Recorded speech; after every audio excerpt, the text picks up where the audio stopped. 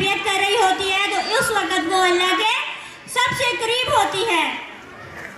عورت کو بس پیار والی زبان سمجھ آتی ہے، پیار، محبت، عزت اور نرمی سے بول کر دیکھو، وہ اپنا سب کچھ قربان کر دیتی ہے۔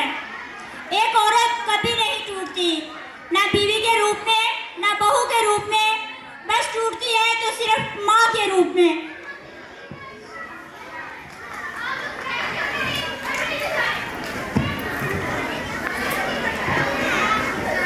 اس کی ساری عمر کا ارمان اور بھرم اس وقت کرچی کرچی ہوتا ہے جب اس کی اپنی اولاد اس کے سامنے کھڑی ہو جاتی ہے۔ برداشت کرنا عورت کی فطرت ہے۔ اگر عورت برداشت نہ کرے تو بہت کم گھر آباد ہوں گے۔ اگر بزم ہستی میں عورت نہ ہوتی، اگر بزم ہستی میں عورت نہ ہوتی، خیالوں کی رنگین جنت نہ ہوتی، ستاروں کے دلکش فسانے نہ ہوتے، ستاروں کے دلکش فسانے نہ ہوتے، خیالوں کی رنگین جنت نہ ہوتی۔ اب 7 کلاس کی بچی آپ کے سامنے اپنی تقریر کرنے آئے گی۔ مسکان علی عورت کے بارے میں آپ کو تھوڑا سا بتائے گی کہ عورت کیا ہے۔ آپ سب کی کلیپنگ میں مسکان علی، علی حسن۔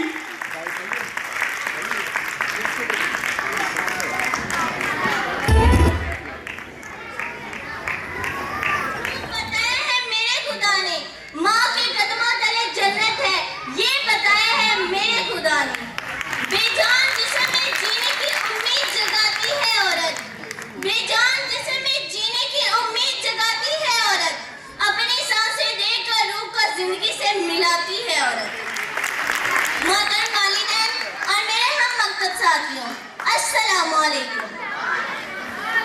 ہم اس جہاں کی رونق ہیں، ہم سے یہ دنیا جنت ہے، ہم مائیں ہیں، ہم بہنیں ہیں، ہم بیٹیاں، ہم عزت ہیں، کھیتوں سے کھلیانوں تک، چولہا سے ملا مشینوں تک، جس راہ پہ ہمارے قدم بڑھے ہر قدم کے نیچے عظمت ہے۔ ہم اس جہاں کی رونق ہیں، ہم سے یہ دنیا جنت ہے، ہم سے یہ دنیا جنت ہے۔ صدر علی وقار ایک مرتبہ حضرت موسیٰ علیہ السلام نے اللہ تعالیٰ سے سوال کیا کہ اے میرے پروردگار، جب تو اپنے بندے سے خوش ہوتا ہے تو اسے انعام میں کیا عطا کرتا ہے؟ میرے رب نے جواب دیا، اے موسیٰ، میں اسے ایک بیٹی عطا کرتا ہوں۔ حضرت موسیٰ علیہ السلام پھر سوال کرتے ہیں، اے اللہ، جب تو اور زیادہ خوش ہوتا ہے تو انعام میں کیا عطا کرتا ہے؟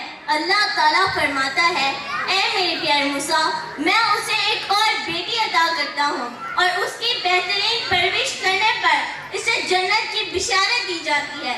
سبحان اللہ۔ میں اپنی تقریر کا آغاز اس عظیم ہستی سے کرنا چاہوں گی جسے عورت کہتے ہیں۔ آئین سے عالم علم کے علم بردار عورت، واو سے وجود انسان کی بنیاد عورت، رے سے رانائے کائنات کا نشان عورت، اور ٹے سے تمہارے معاشرے کی پہچان عورت۔ اے عورت، تجھے سلام۔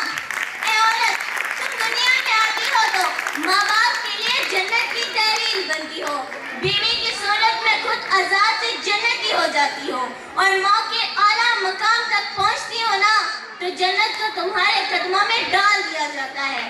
اے عورت، تجھے سلام۔ بلا شبہ تمہیں معاشرے کی پہچان ہے۔ 14 صدیاں پہلے محسن انسان نے تجھے سر اٹھانے کا حق دیا۔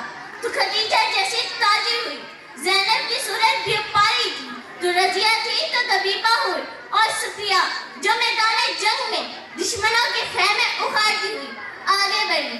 اے عورت، تجھے سلام۔ بلا شبہ تمہیں معاشرے کی پہچان ہے، اور آج بھی ہر میدان میں اپنا لوہا منواتی ہو۔ تم معلم بھی ہو، مسیحا بھی ہو، وکالت بھی کرتی ہو، اور سچ تو یہ ہے کہ ہر زمانے کی تم لگے جان ہو۔ اے عورت، تجھے سلام۔ بلا شبہ تمہیں معاشرے کی پہچان ہے۔